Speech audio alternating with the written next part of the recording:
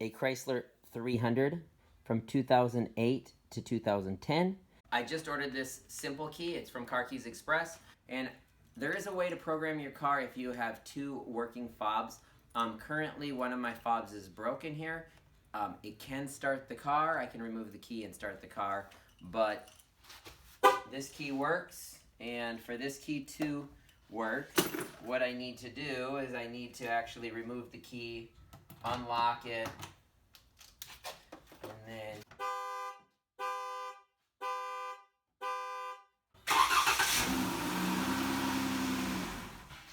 so this car key is kind of a pain in the butt. It will start the car, but I can't get it to do anything else. So what I'm going to do is I'm going to use this simple key, and I'm going to program that, and I need the one working key. This works for a variety of vehicles. This is a Chrysler 300 from 2008 to 2010. Now I've opened up the simple key box. You can see we have the programmer here. We have the 7 button, and that is what I have here as well on our old key. And then we also have the 5 button cover as well. Now remove that programmable key, and right off the bat I can tell it's made from a lot cheaper plastic. So what I'm going to do is, after I get it programmed, I'm actually going to see if I can take a little circuit board out and put it back into the old fob that's not working, and we'll see if that helps out a little bit. But currently what we're going to do, we're going to program this. We're going to go to our simple key user guide. So then when you open up the user guide, right off the bat on the first page, you're going to see that they have the compatibility chart, and then you're just going to find your vehicle and go to that page. I'm going to be programming to activate. We are supposed to hit the lock and panic button. So here's the lock, here's the panic. We're going to hold that down. And this one does not have a light. The other ones used to have lights. Next, we're going to use the activation code found on the chart on page 3. The first digit, we're going to use the lock button. That was 3. So I'm going to click it 3 times. 1, 2, 3. The second digit, I'm going to use the panic button. That was a 1. 1. And the third digit, we're going to use the unlock button, which was a 2. 1, 2. Now we're going to press the lock and the panic button at the same time.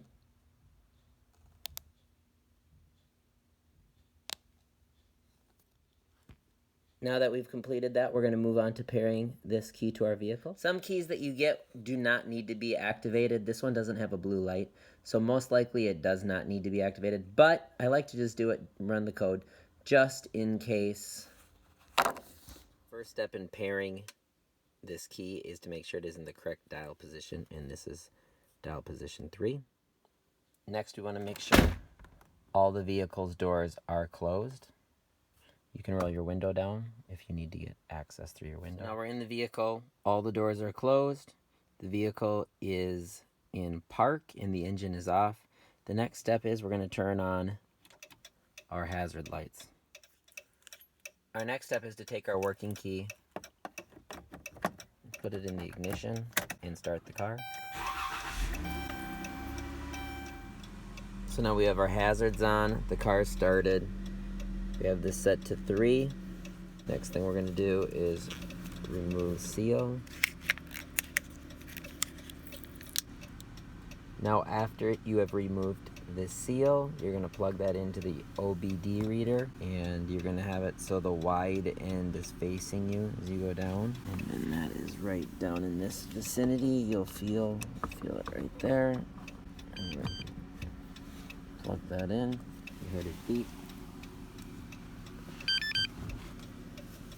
And now we heard the little beeps. If you hear a series of more than 3 rapid beeps, then there's an error occurring. But now that we've heard that, we can turn the ignition off and remove the key.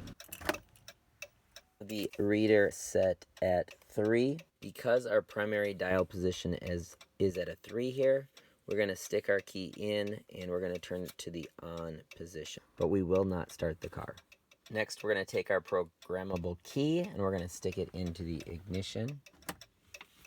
Now that it's in the ignition, we're going to turn it 2 clicks. Do not start the vehicle.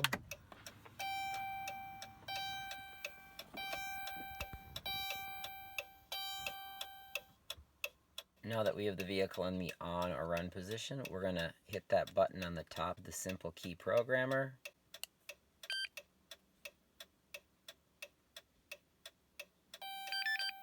And now that we've heard those beeps, our key is programmed, and we can remove that key and give it a test. We can remove the key,